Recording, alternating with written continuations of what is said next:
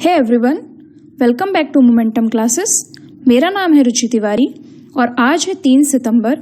3 सितंबर के सभी current affairs को आज हम इस लेक्चर में डिस्कस करेंगे। सो गाइस, आप इस वीडियो को अंत तक देखें और यदि ये वीडियो आपको हेल्पफुल लगता है तो इसे लाइक और शेयर ज़रूर करें। साथ ही मेरे चैनल को सब्सक्राइब करना ना भूलें। आज का हमारा पहला सवाल है, भारत का नया चुनाव आयुक्त किसे नियुक्त किया गया है? तो हाल ही में अशोक लवासा के स्थान पर मिस्टर राजीव कुमार को नए चुनाव आयुक्त के पद पर नियुक्त किया गया है। अतः इसका सही जवाब है बी, राजीव कुमार। यहाँ आप इमेज में देख सकते हैं, यही है राजीव कुमार और इन्हें ही चुनाव आयुक्त के पद पर नियुक्त किया गया है। अच्छा, ये तो चुनाव आयुक्त हैं, परंतु भारत के मुख्य चुनाव आयुक्त कौन हैं? तो वर्तमान में मिस्टर सुनील अरोड़ा भारत के मुख्य चुनाव आयुक्त हैं। कई बार ऐसा एग्जाम में पूछा भी जाता है कि भारत के पहले मुख्य चुनाव आयुक्त कौन थे? तो मिस्टर सुकुमार सेन भारत के पहले मुख्य चुनाव आयुक्त थे। अब देखो, यहाँ पर शब्द आया है चुनाव आयोग। तो चुनाव आयोग की स्थापना 25 जनवरी 1950 को की गई थी और चुनाव आयोग का विवरण भारतीय संविधान के अनुच्छेद 324 के अंतर्गत मिलता है।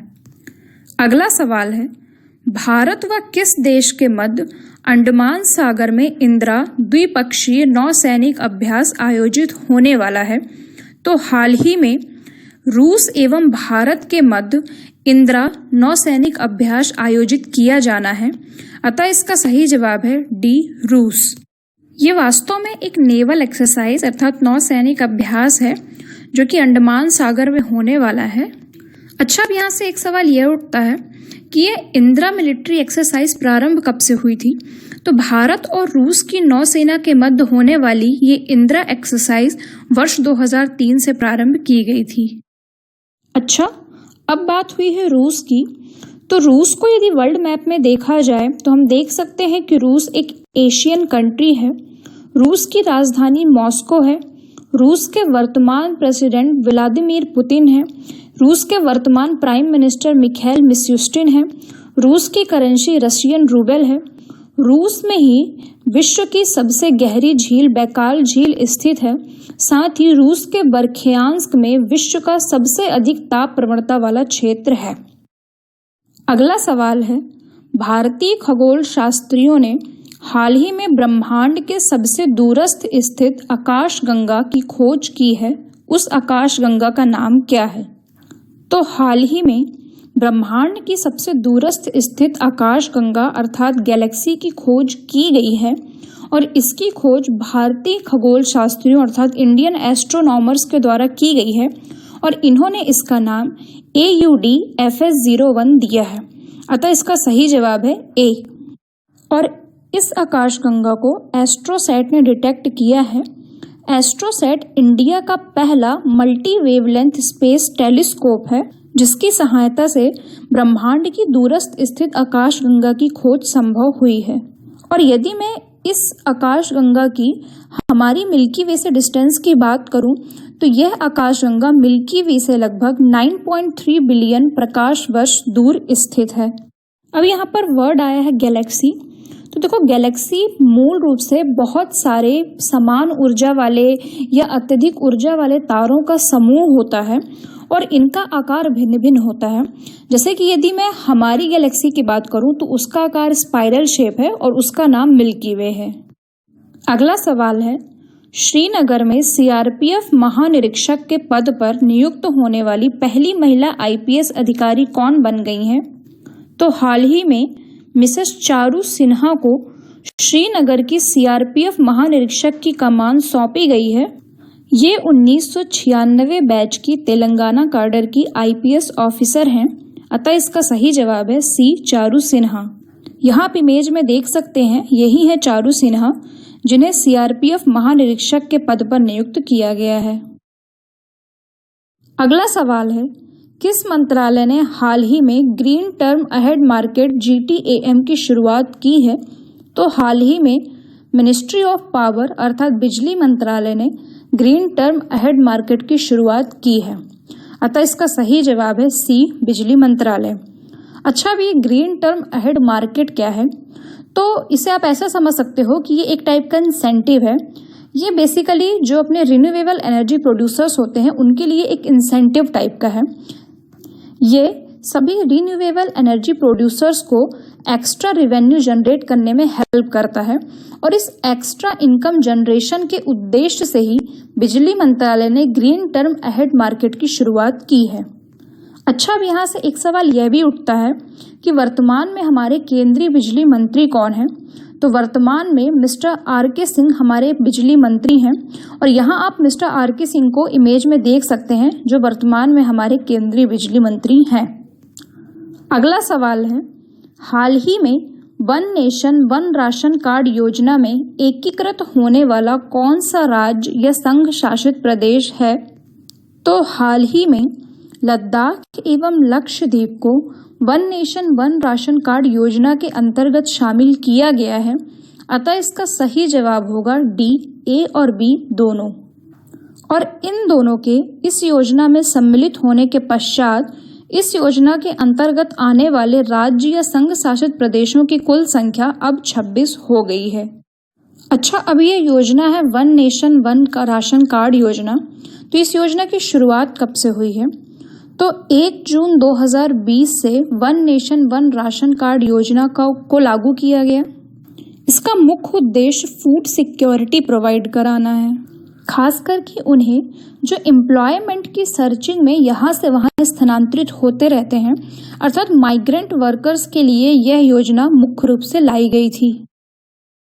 अगला सवाल है, हाल ही में रूस में आयोजित एससीओ रक्षा मंत्री की बैठकों में भारत का प्रतिनिधित्व कौन करेगा? तो हाल ही में रूस के मॉस्को में एससीओ के रक्षा मंत्री की बैठक आयोजित की जानी है और इन बैठकों में भारत का प्रतिनिधित्व भारत के रक्षा मंत्री राजनाथ सिंह करेंगे। अब चूंकि ये बैठक रूस के मॉस्को में होनी है, तो रूस के बारे में हमने अपने प्रीवियस क्वेश्चन में डिस्कस किया। आज हम एससीओ के बारे में डिस्कस करते हैं। तो एससीओ का full form Shanghai cooperation organisation है। इसकी स्थापना 15 जून 2001 को चाइना के शंघाई में की गई थी।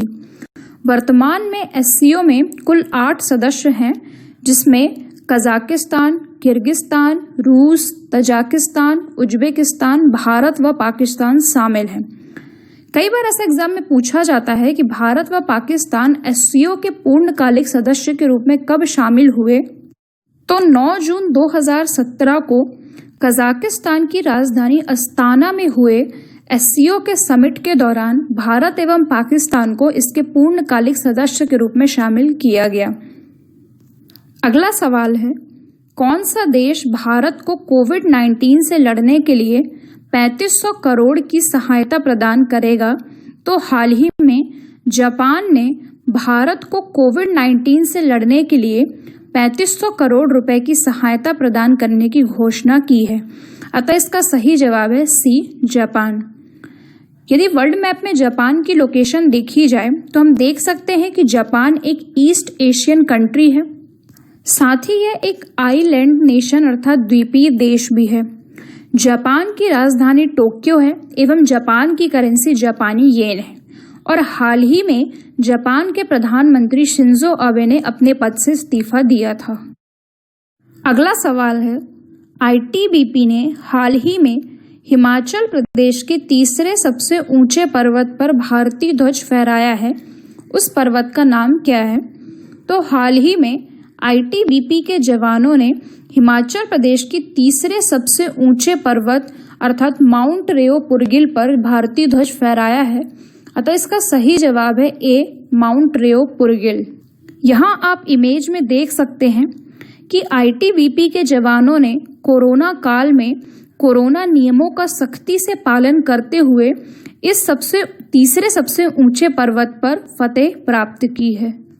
अब आईटीबीपी इम्पॉर्टेंट है। आईटीबीपी का full form Indo Tibetan border police होता है। इसकी स्थापना 24 अक्टूबर 1962 को भारत चीन युद्ध के दौरान की गई थी और वर्तमान में एसएस देशवाल आईटीबीपी के चीफ हैं। अच्छा, कई बार एग्जाम में आईटीबीपी का स्लोगन भी पूछा जाता है। तो आईटीबीपी का स्लोगन सौर दृढ़ता कर्मनिष्ठा है। अगला सवाल है, एकीकृत कोल्ड चेन को किस सरकारी योजना के तहत विकसित किया जाना है? तो हाल ही में सरकार ने एकीकृत कोल्ड चेन अर्थात इंटीग्रेटेड कोल्ड चेन स्कीम का अनावरण किया है और इसे प्रधानमंत्री किसान संपदा योजना के तहत विकसित किया जाना है। अतः इसका सही जवाब है सी, प्रधानमंत्री किसान संपदा योजना। अच्छा, अब ये एकीकृत कोल्ड चेन का मतलब क्या है? तो देखो, यह योजना मेनली फूड इंडस्ट्री से रिलेटेड है। इसका उद्देश्य वैल्यू एडिशन व फूड प्रोसेसिंग करने वाले इंफ्रास्ट्रक्चर्स का डेवलपमेंट करना है और यह फार्मर से लेकर कंज्यूमर तक की पूरी सप्लाई चेन में यूज इंफ्रास्ट्रक्चर के डेवलपमेंट से संबंधित है। अच्छा, अब यहाँ से एक सवाल यह भी उठता है कि वर्तमान में हमारी फूड मिनिस्टर कौन है? तो वर्तमान में मिसेस हरसिमरत कौर केंद्रीय खाद्य मंत्री हैं। सो गाइस, यदि आपको ये वीडियो हेल्पफुल लगता है तो इसे लाइक करें, साथ ही अपने दोस्तों और अदर एस्पिरेंट्स के साथ इसे शेयर करें और मेरे चैनल को सब्सक्राइब करना ना भूलें। Thank you.